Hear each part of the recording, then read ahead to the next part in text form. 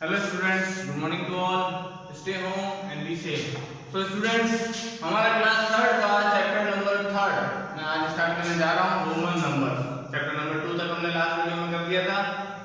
अब ये चैप्टर बड़ा ही छोटा है, इसके अंदर एक एक्सरसाइज है, तो वो हम एक्सरसाइज नेक्स्ट वीडियो में करेंगे। आज हम केवल इंट्रोडक्शन पार्ट करेंगे। इसका इंट्रोडक्शन मतलब हम समझेंगे रोमन नंबर्स होते क्या है।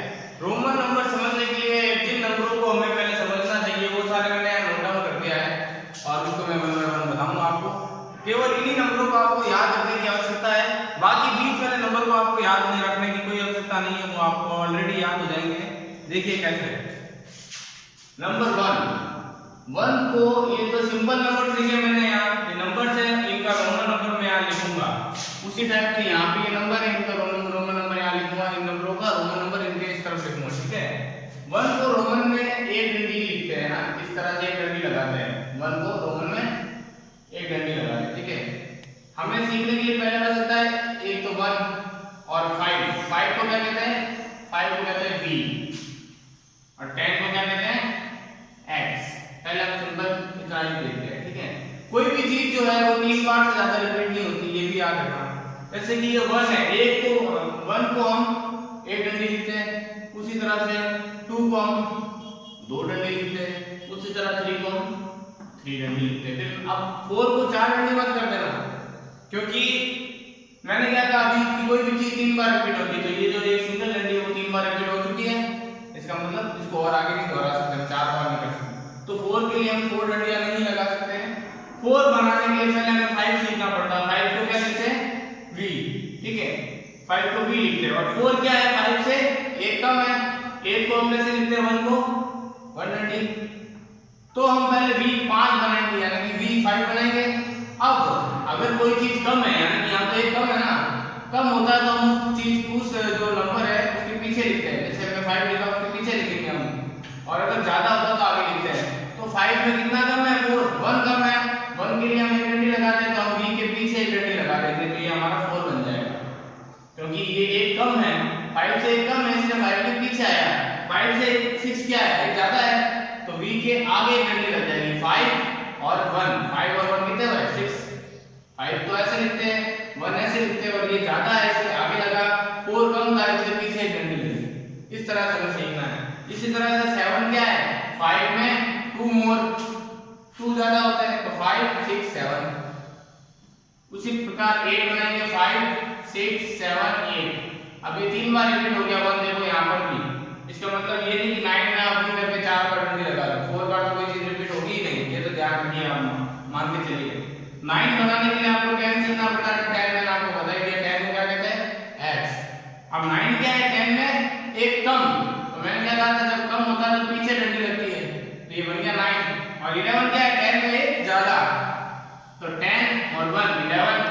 उसी टाइप से 10 और 2 12। अब आपको क्या करना है? 11 से लेके 19 तक तो सबके आगे x लगाना ही है, क्योंकि 10 और 1 11, 10 और 2 12। उसी तरह 10 और ये 3 13, 10 के साथ 4 14, 10 के साथ 5 15। तो आगे की काउंटिंग बताने की आवश्यकता है कि सबके आगे x लगेगा और पीछे 1 से लेके 9 तक सेम यही चलेगा। आगे बात समझ में? अब देखिए, अब हमको 20 समझना चाहिए। अगर 10 को हम 1x लिखते हैं तो 20 क्या होगा? 2x।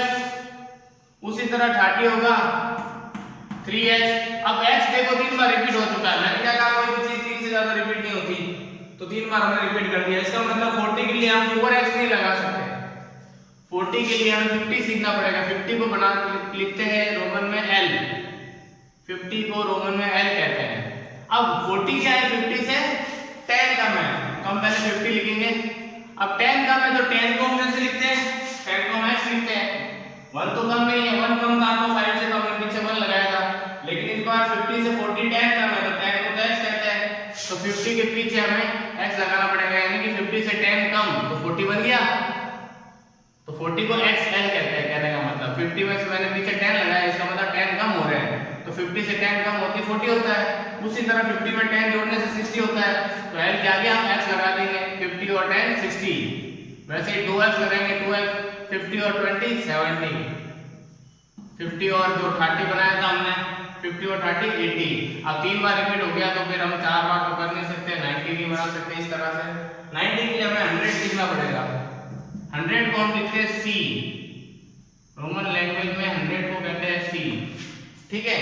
अब 100 में 90 क्या है, 10 कम है, तो वही सेम है, सी के पीछे x कर दो, 10 कम कर दो, तो ये 90 बन गया। और c के आगे अगर x कर देंगे तो ये 110 बन जाएगा, 200 नहीं 100 है, क्योंकि 100 से 10 ज्यादा है तो 10 आगे किया, समझ गए। बाकी की गिनती तो आगे वाली सेम ही रहती है, जैसे सपोज 60 है, 61 लिखना है तो आगे एक डंडी लगा दो 61 हो जाएगा। उसी तरह 90 है, 90 का आगे 1 लगा दूंगा एक डंडी तो 91 हो जाएगा। आगे की काउंटिंग 1 से लेकर 9 तक सबके पीछे सेम ही चलती है, ठीक है। तो यहाँ पे समझ में आया।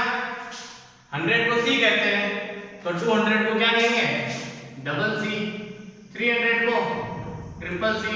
अब ये 3 बार रिपीट हो चुका है सी, 3 से ज्यादा रिपीट नहीं होता, मैंने कहा था 3 से ज्यादा रिपीट नहीं होता है।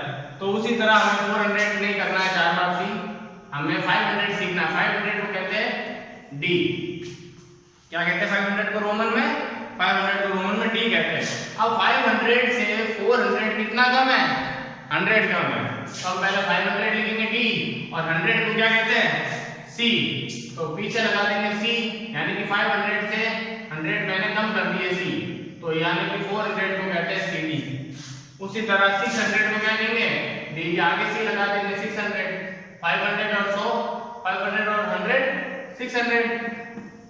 इसी तरह 700, 800 के लिए 3 सी। अब 900 के लिए 4 सी नहीं लगेंगे, क्योंकि कोई भी चीज 3 बार रिपीट होती है। 1000 को क्या कहते हैं, 1000 से 900 हम सीख सकते हैं। 1000 को कहते हैं m, बस हमें 1000 तक ही सीखना है, वैसे मैंने आपको 1100 तक एक एक्स्ट्रा बता दिया, ठीक है।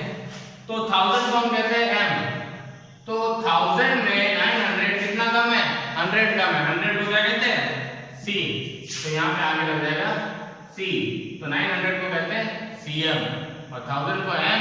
उसी तरह 1100 यानी कि 1000 में 100 ज्यादा है, तो 100 ज्यादा है, यानी कि c ज्यादा है, mc, cm, m और mc।